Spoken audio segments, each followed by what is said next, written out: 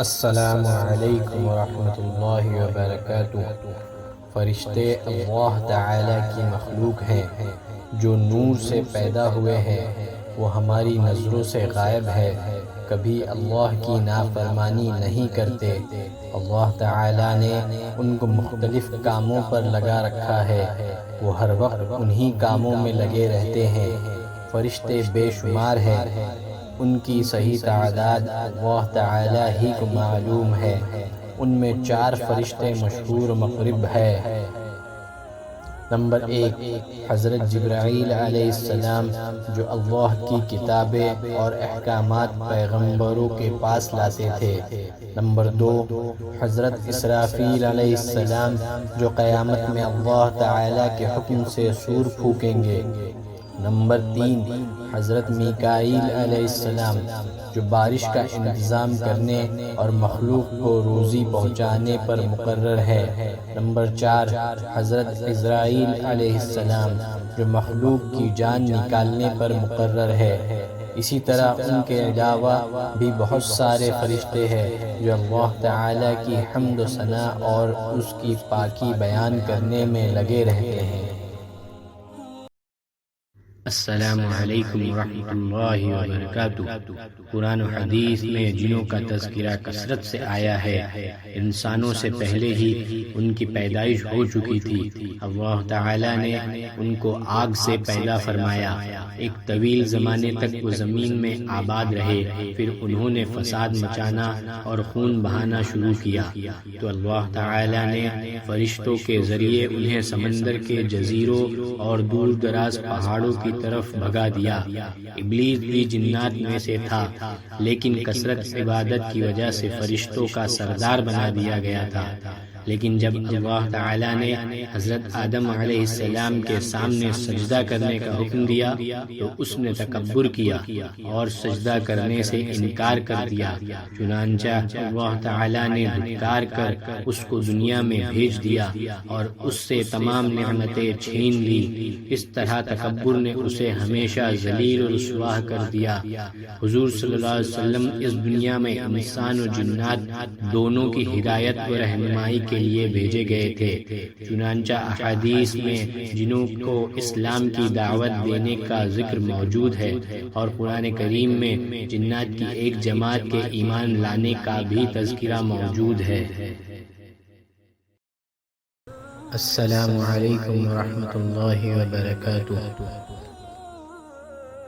اللہ تعالیٰ کے آخری نبی حضرت محمد صلی اللہ علیہ وسلم نے فرمایا، لا خیر فی من لا یضیف، اس آدمی میں کوئی بھلائی نہیں جس میں مہمان نوازی نہیں۔ اللہ تعالیٰ کے آخری نبی حضرت محمد صلی اللہ علیہ وسلم نے فرمایا، لا تکلم بکلام تعتذر منہ غدا۔ ترجمہ، ایسی کوئی بات زبان سے نہ نکالو جس پر آئندہ تم کو معذرت کرنی پڑے۔ اللہ تعالیٰ کے آخری نبی حضرت محمد صلی اللہ علیہ وسلم نے فرمایا، فاتقوا اللہ واجملوا فی الطلب ولا یحملنکم استبداء الرزق ان تطلبوه بمعاصی اللہ۔ ترجمہ، تم اللہ سے ڈرو اور روزی تلاش کرنے میں حلال اور پاکیزہ طریقہ اختیار کرو، اور روزی ملنے میں کچھ دیر ہو جانا تمہیں حرام طریقہ اختیار کرنے پر مجبور نہ کر دے۔ اللہ تعالیٰ کے آخری نبی حضرت محمد صلی اللہ علیہ وسلم نے فرمایا، من غدا إلى المسجد لا يريد إلا أن يتعلم خيرا أو يعلمه كان له كأجر حاج تمت حجته۔ ترجمہ، جو شخص خیر کی بات سیکھنے یا سکھانے ہی کے لیے مسجد جائے تو اس کا ثواب اس حاجی کے ثواب کی طرح ہے جس کا حج کامل ہو۔ اللہ تعالیٰ کے آخری نبی حضرت محمد صلی اللہ علیہ وسلم نے فرمایا، إذا سمعت جيرانك يقولون قد أحسنت فقد أحسنت۔ ترجمہ، جب تم اپنے پڑوسیوں کو یہ کہتے ہوئے سنو کہ تم نے اچھا کیا تو یقیناً تم نے اچھا کیا۔ السلام علیکم ورحمۃ اللہ وبرکاتہ۔ اللہ کے آخری نبی حضرت محمد صلی اللہ علیہ وسلم نے فرمایا، ما بخس قوم الکیل والوزن الا منعهم اللہ القطر۔ ترجمہ، جس قوم کی ناپ تول میں کمی کرنے کی عادت بن جاتی ہے تو اللہ تعالی ان سے بارش روک لیتے ہیں۔ اللہ تعالیٰ کے آخری نبی حضرت محمد صلی اللہ علیہ وسلم نے فرمایا، ان الصدقۃ لتطفئ غضب الرب وتدفع عن میتۃ السوء۔ ترجمہ، یقیناً صدقہ و خیرات اللہ تعالیٰ کے غصے کو ٹھنڈا کرتا ہے اور بری موت سے بچاتا ہے۔ اللہ تعالیٰ کے آخری نبی حضرت محمد صلی اللہ علیہ وسلم نے فرمایا، تقرأ السلام علی من عرفت ومن لم تعرف۔ ترجمہ، جس کو تم پہچانتے ہو اور جس کو نہیں پہچانتے سب کو سلام کرو۔ اللہ تعالیٰ کے آخری نبی حضرت محمد صلی اللہ علیہ وسلم نے فرمایا، اذا اراد اللہ عز وجل بأہل بیت خیرا ادخل علیہم الرفق۔ ترجمہ، جب اللہ تعالی کسی گھر والوں کے لیے بھلائی کا ارادہ فرماتے ہیں تو ان میں نرمی پیدا فرما دیتے ہیں۔ اللہ تعالی کے آخری نبی حضرت محمد صلی اللہ علیہ وسلم نے فرمایا، تم شراب ہرگز مت پیو، اس کے لیے کہ شراب پینا ہر قسم کی چھوٹی بڑی بے حیائیوں کی جڑ ہے۔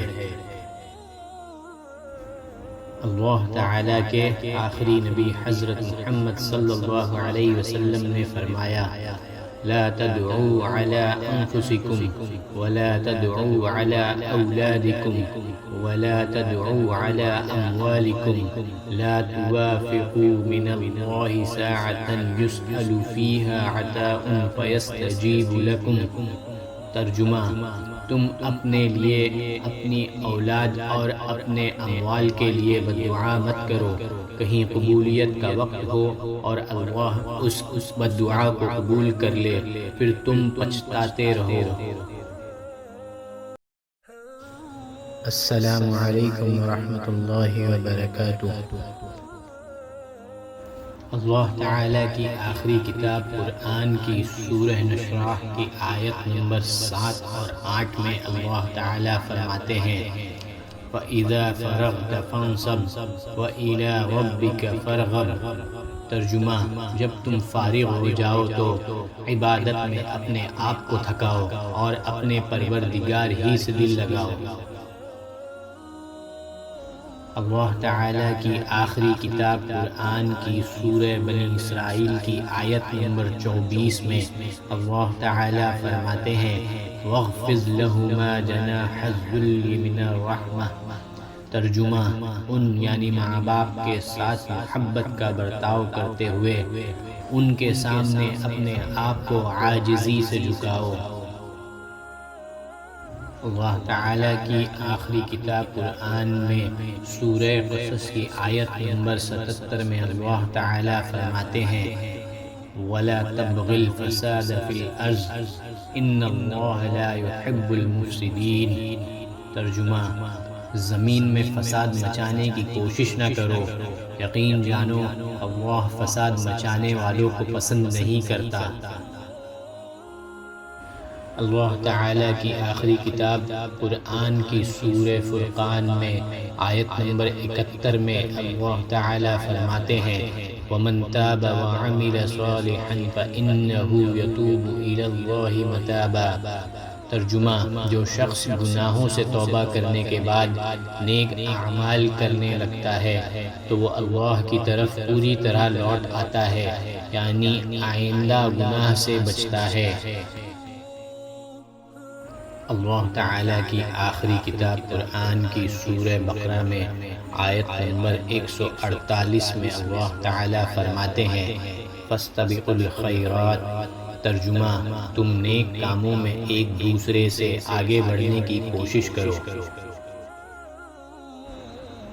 اللہ تعالیٰ کی آخری کتاب قرآن میں سورہ نمل کی آیت نمبر 89 میں اللہ تعالیٰ فرماتے ہیں من جاء بالحسنة فله خير منها وهم من فزع يومئذ آمنون، ترجمہ جو شخص نیکی یعنی ایمان لے کر آئے گا اسے اس سے بہتر بدلہ ملے گا، اور ایسے لوگ اس دن یعنی قیامت کے دن ہر قسم کی گھبراہٹ سے محفوظ ہوں گے۔